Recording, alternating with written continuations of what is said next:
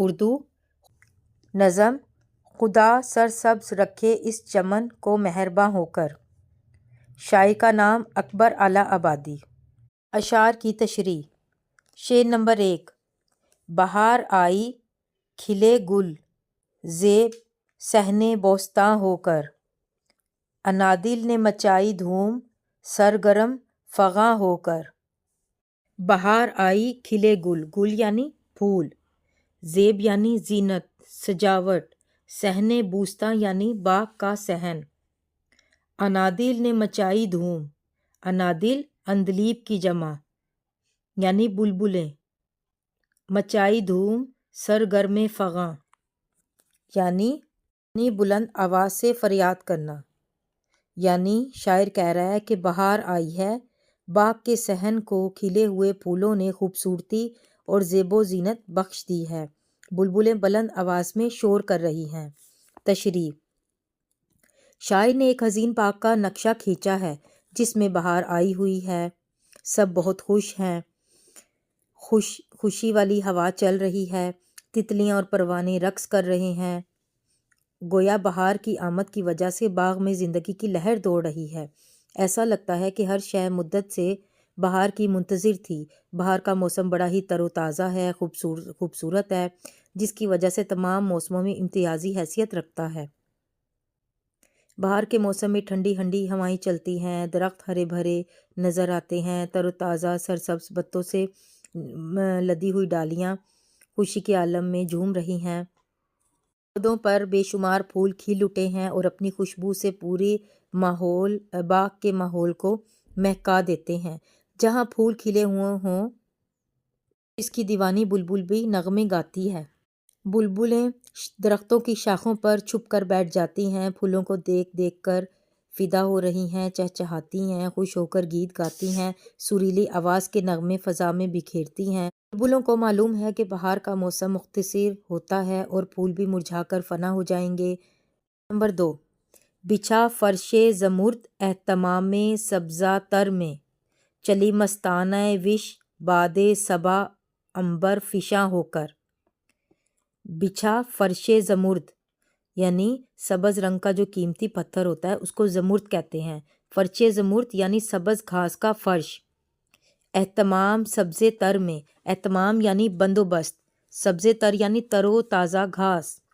چلی مستانہ وش، مستانہ وش یعنی مستانوں کی طرح جھومتے ہوئے، باد صبا یعنی صبح کی ہوا، عنبر فشاں یعنی کھلی ہوئی عنبر کی خوشبو بکھیرنے والی۔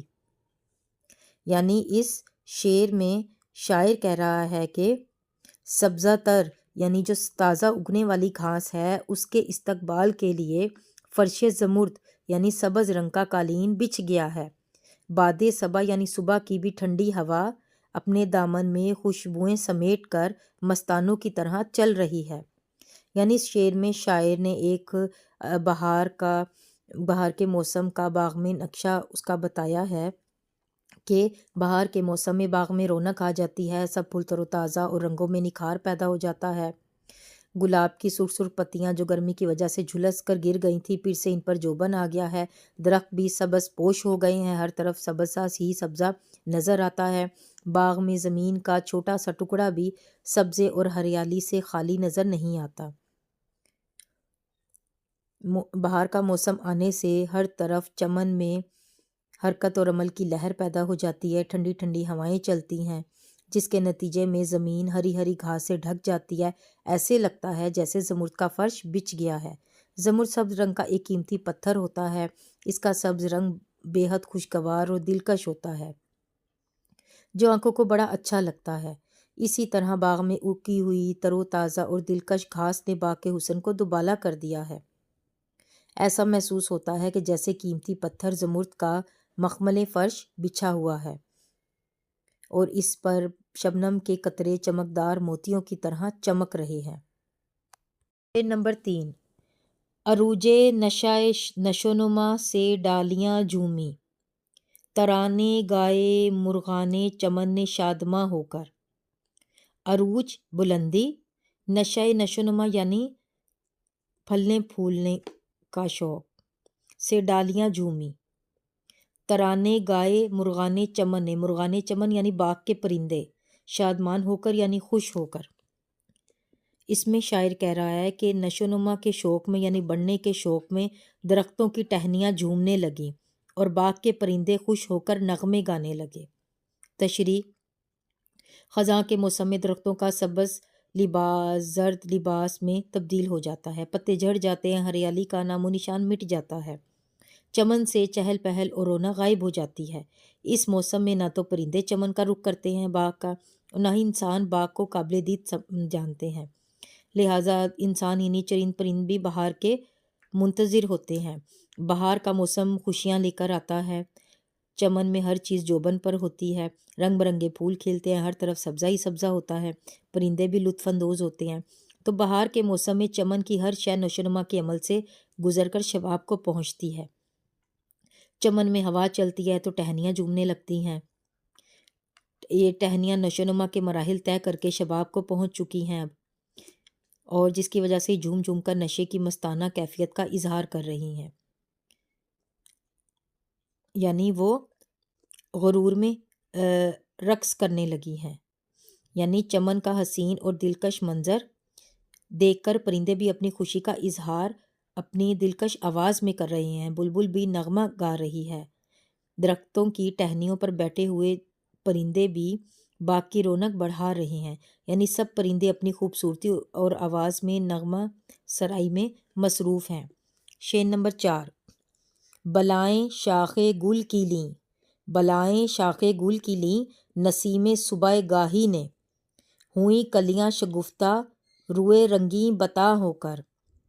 بلائیں یعنی قربان ہونا، شاخ گل کی یعنی پھول کی ٹہنی کی، نسیم صبح گاہی نے یعنی صبح کے وقت جو چلنے والی ہوا ہوتی ہے، ہوئیں کلیاں شگفتہ، شگفتہ یعنی کھلی ہوئیں، روئیں رنگیں بتا، رو کہتے ہیں خوبصورت چہرہ، رنگی پتا یعنی بتا یعنی محبوب، یعنی صبح کے وقت چلنے والی ہوا نے پھول کی ٹہنی کی بلائیں لیں، جس کی وجہ سے بند کلیاں کھل اٹھیں، جیسا کہ محبوب کا خوبصورت مسکراتا ہوا چہرہ ہوتا ہے۔ تشریح: اس میں شاعر کہتا ہے کہ جب چمن میں بہار آئی تو ہر طرف رونق اور چہل پہل ہو گئی، پھول کھل اٹھے اور ہر طرف سبزہ ہی سبزہ نمودار ہو گیا، گویا باغ میں زندگی کی ایک لہر دوڑ گئی۔ شاعر نے چمن کے حسین و دلکش منظر کو خوبصورت اور انداز میں پیش کیا ہے کہ صبح کی ٹھنڈی اور خوشگوار ہوائیں درختوں اور پودوں کی ٹہنیوں سے بے حد پیار کرتی ہیں۔ چنانچہ صبح کی ہوا نے باغ میں پھول کی ٹہنیاں پر کلیاں ہی کلیاں دیکھیں تو ان کی خوبصورتی پر فدا ہونے لگی، اور شاعر نے نسیم صبح گاہی کو مجسم بنا کر پیش کیا ہے کہ صبح کی ہوا نے پھول کی ٹہنی کو اس طرح گود میں لے کر بلائیں لینا شروع کر دیں کہ جس طرح ماں بچے کو گود میں لے کر پیار کرتی ہے اور چومتی ہے، ماں کے پیار سے بچے کا چہرہ مسرت و خوشی سے کھل اٹھتا ہے، اسی طرح صبح کی ہوا جب پھول کی ٹہنیاں کی بلائیں لیتی ہے تو کلیاں مسکرا اٹھتی ہیں اور پھول بن جاتی ہیں، اور یہ پھول اس قدر خوبصورت اور سرخ ہوتے ہیں کہ ان کی سرخی اور تازگی محبوب کے چہرے کی سرخی سے مشابہت رکھتی ہے۔ شعر نمبر 5: کیا پھولوں نے شبنم سے وضو صحن گلستاں میں، کیا پھولوں نے شبنم سے وضو صحن گلستاں میں، صدائے نغمہ بلبل اٹھی بانغِ ازاں ہو کر۔ صحن گلستاں یعنی باغ کا صحن، نغمہ بلبل یعنی بلبل کا گیت، باغ ازاں یعنی اذان کی آواز۔ اس میں شاعر کہنا چاہ رہا ہے باغ کے صحن میں پھولوں نے شبنم سے وضو کیا، یعنی جب پھولوں پر قطرے گرے، اور بلبل کی آواز اذان کی آواز بن کر گونجی۔ تشریح: اس شعر میں اکبر الہ آبادی کہہ رہے ہیں کہ گلشن میں موجود ہر چیز کو عبادت میں مصروف و مشغول دکھایا ہے، اور شاعر پھولوں کو عبادت میں مصروف دکھاتے ہیں، کہتے ہیں کہ شبنم کی بوندیں اپنا منہ دھلاتی اور وضو کراتی ہیں، صحن گلستاں میں شبنم کے قطرے رات بھر پھولوں پر پڑتے ہیں، شبنم کا پھولوں کی پتیوں پر پڑنا سائنس کی روح سے کوئی بھی وجہ رکھتا ہو، شاعر کے مطابق شبنم کی یہ بوندیں بے مصرف نہیں بلکہ یہ پھولوں کو عبادت کے لیے وضو کراتی ہیں۔ دراصل ہر عبادت سے پہلے جیسے پاک و صاف ہونا اور وضو کرنا لازمی شرط ہے، اسی لیے پھول عبادت کے لیے تیار ہو رہے ہیں۔ یعنی فطرت کے اس خوبصورت ماحول میں بلبل ایک بار نغمے گا رہی ہے۔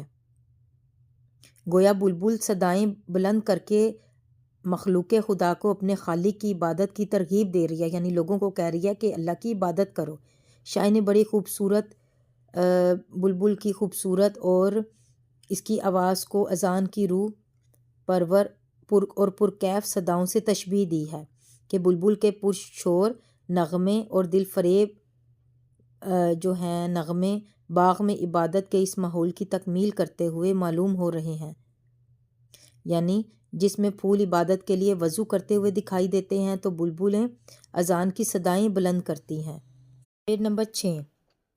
ہوائے شوق میں شاخیں جھکیں خالق کے سجدے کو، ہوائیں شوق میں شاخیں جھکیں خالق کے سجدے کو، ہوئی تسبیح میں مصروف ہر پتی زباں ہو کر۔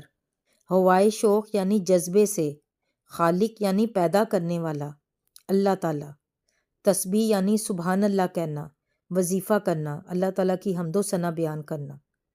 اس میں شاعر کہہ رہا ہے کہ شاخیں عشق کے جذبے سے سرشار ہو کر اپنے خالق کو سجدہ کرنے کے لیے جھک گئی ہیں، یعنی جو شاخیں ہیں اللہ تعالیٰ کی عظمت کے آگے اس کو سجدہ کرنے کے لیے، اس کی بڑائی بیان کرنے کے لیے جھک گئی ہیں، عشق کے جذبے سے سرشار ہو کر بھر کر، اور پھول کی ہر پتی اللہ تعالیٰ کی حمد و ثنا کرنے لگی ہے۔